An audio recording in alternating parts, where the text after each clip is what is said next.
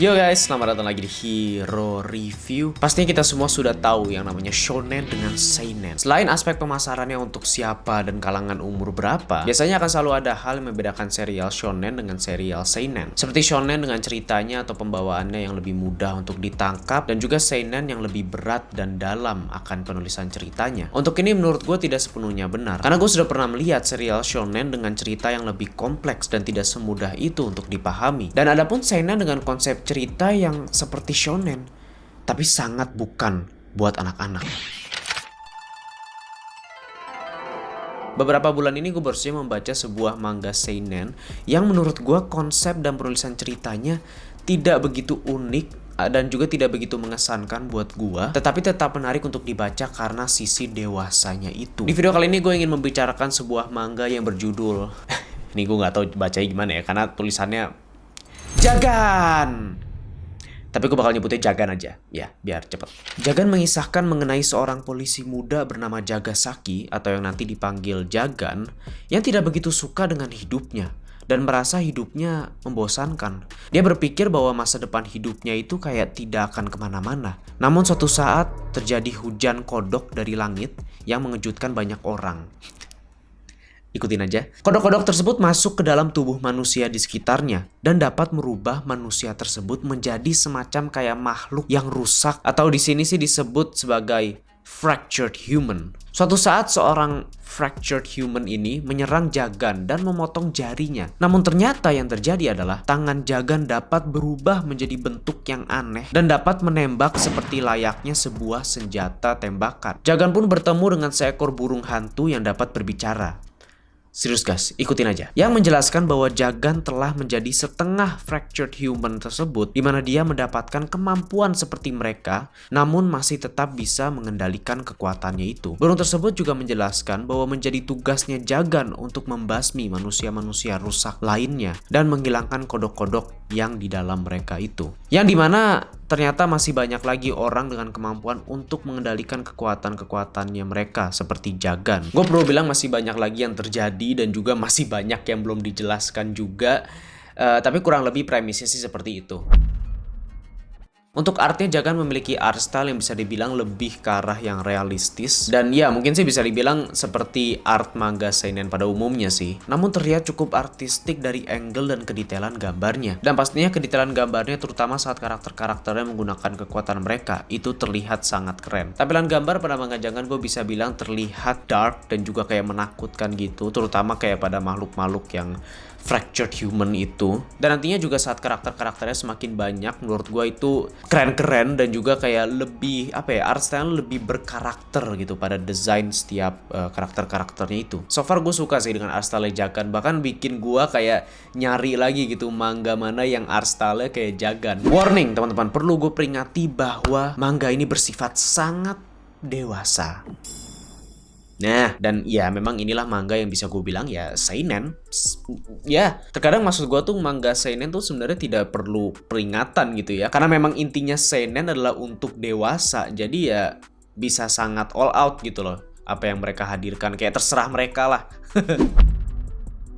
Secara konsep permukaan ceritanya Jagan bisa gue bilang kayak tipikal cerita action superpower yang pastinya nggak asing untuk kalian sih. Dimana karakter-karakternya bakal memiliki kekuatan yang berbeda-beda, terus bakal melawan makhluk-makhluk yang aneh atau melawan karakter yang punya kekuatan juga. Di antara mereka ada yang jadi jahat, ada yang jadi baik dan ingin jadi pahlawan. Dengan balik lagi pada karakter utamanya yang pastinya mencari jati dirinya setelah mendapatkan kekuatan tersebut. Bahkan manga Jagan ini di awal sempat mereferensikan sebuah serial manga lain yang judulnya Parasite atau Kiseiju ya kan bahasa Jepangnya. Kayak seakan-akan mangakanya Jagan ini kayak langsung mengakui aja sih bahwa oh iya emang mirip sih. Dan gue juga setuju, di awal pas gue lagi baca tuh memang gue langsung kepikirannya tuh Parasite. Walaupun di awal gue sangat suka dengan sistem kekuatannya di Jagan, dimana di saat dia menggunakan kekuatannya terlihat seperti kayak badannya tuh mulai rusak dan berubah menjadi semacam kayak senjata. Tetapi setelah itu semakin lama kekuatan-kekuatan yang ada di manga ini tuh terlihat seperti biasa gitu, atau kayak konsep kekuatan pada umumnya. Kekuatan-kekuatannya yang memang berbeda-beda, tapi kurangnya memperkuat keunikan kekuatannya itu. Maksud gue tuh kayak kekuatannya itu yang bisa menghilang, mengendalikan tanaman, jadi robot, healing. Intinya kekuatan-kekuatan yang pastinya sudah sering kita lihat sebelumnya. Desainnya memang terlihat keren, cuman bentuk keunikan dari kekuatannya itu yang menurut gua kurang. Bukan berarti gue tidak suka, hanya saja tadinya tuh gue pikir kekuatan-kekuatannya itu akan lebih unik dan lebih khas gitu loh untuk seri ini.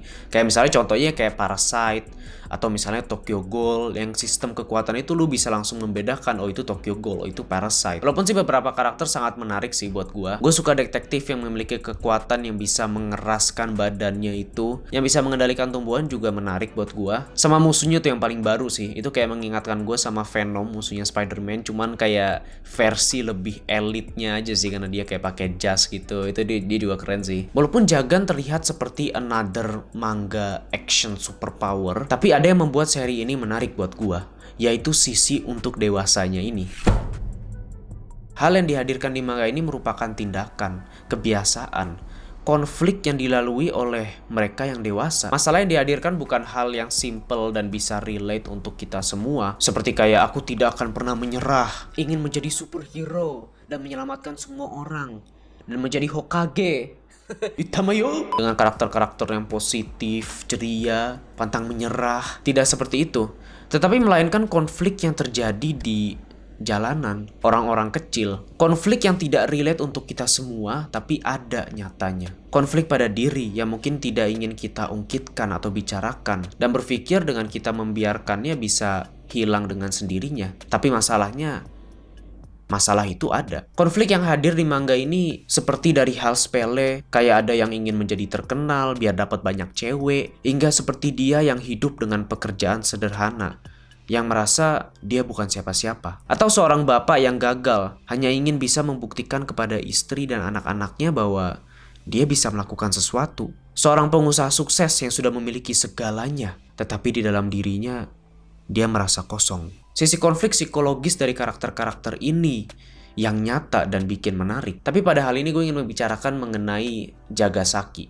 atau Jagan. Dia mungkin yang paling berkesan sih buat gue. Dia bukan tipikal protagonis yang baik hati dan menjadi pahlawan untuk masyarakat, menggunakan kekuatannya untuk kebaikan dan sebagainya. Tidak sesimpel itu. Jagan merupakan seseorang yang kecewa dengan hidupnya.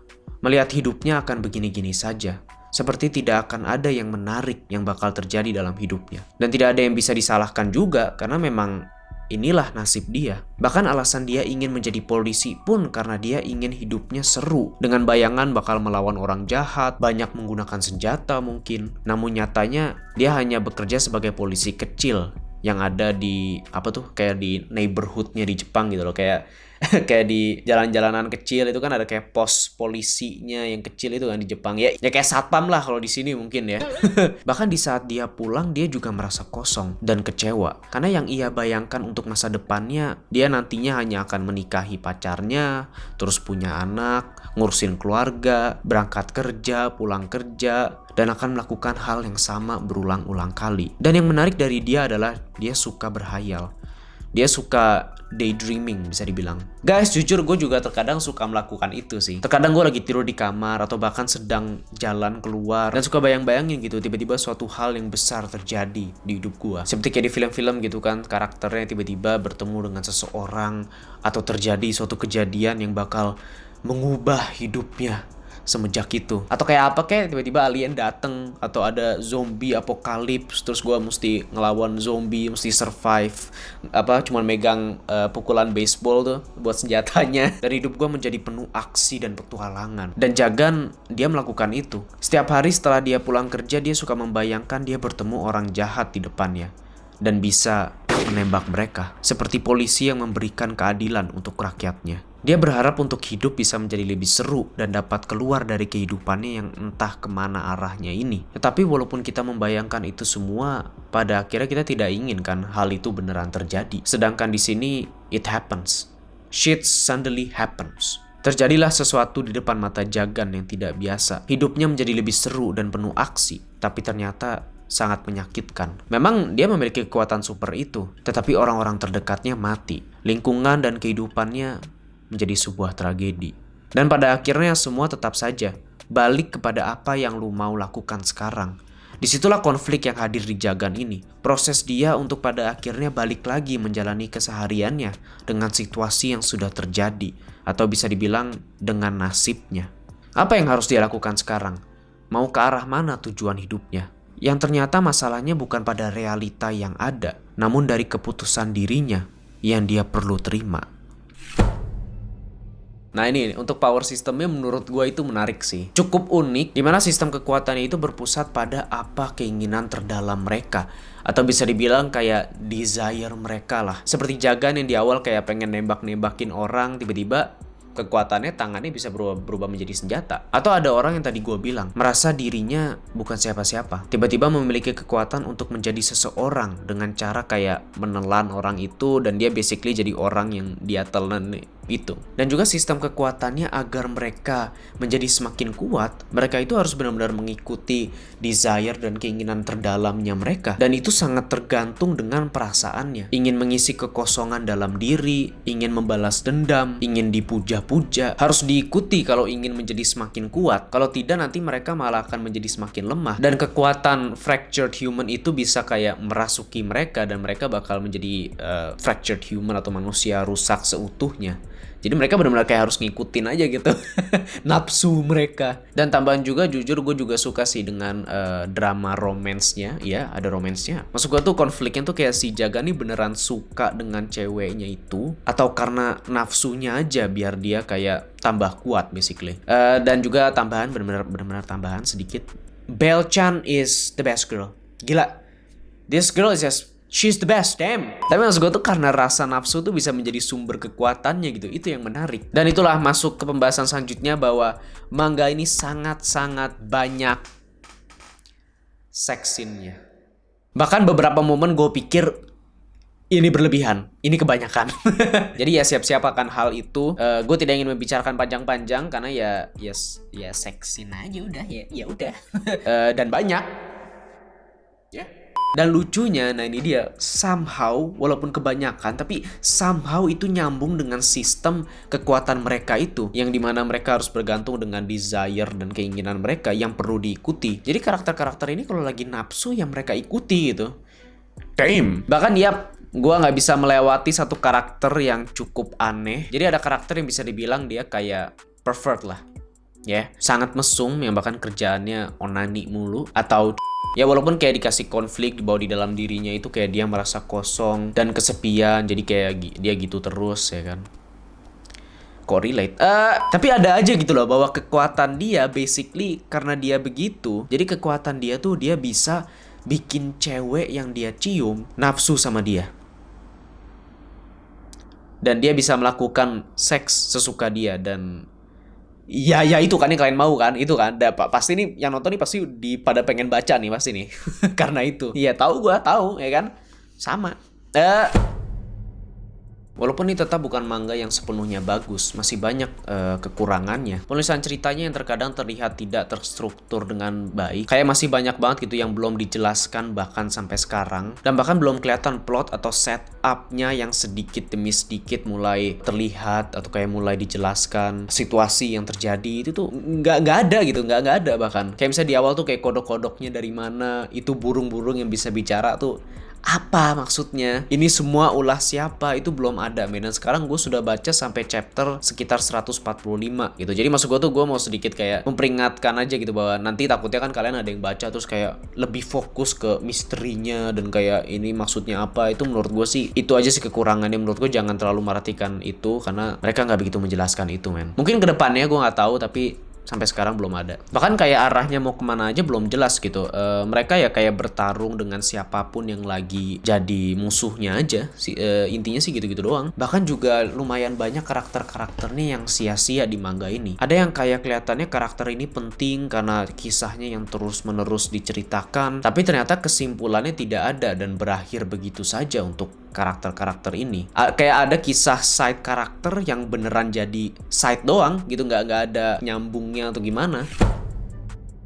Kesimpulannya sih menurut gue ini manga yang cukup bagus untuk dibaca sih. Buat kalian yang tertarik dengan manga bergenre action, superpower, tetapi dengan suasana dan konflik yang lebih dark dan memiliki konten yang lebih dewasa di dalamnya, itu cukup menarik sih buat gue. Konsep genre superpower dengan adult psychological conflict lah bisa dibilang. Entah bagaimana manga ini bikin gue nggak bisa berhenti baca. Jadi ya, so far I like Jagan. Itu dia teman-teman, that's it for this video. Gue cuma pengen bahas aja Jagan dan mengeluarkan pendapat gue aja mengenai manga ini. Jadi ya terima kasih banget buat yang udah nonton. Silahkan kalian komen aja di bawah menurut kalian bagaimana. Buat yang udah baca silahkan sharing aja. Buat yang belum, apa kalian pengen baca? You know? Baca aja sih menurut gue. Seinen pastinya untuk dewasa. Hati-hati. Jadi ya, kira-kira manga apa lagi yang kalian bisa rekomendasikan ke gua? Kalian share aja di bawah itu juga boleh. Terima kasih udah nonton. Jangan lupa like, share, subscribe, pastinya itu yang paling penting. Dan ya, see you in the next video. Bye.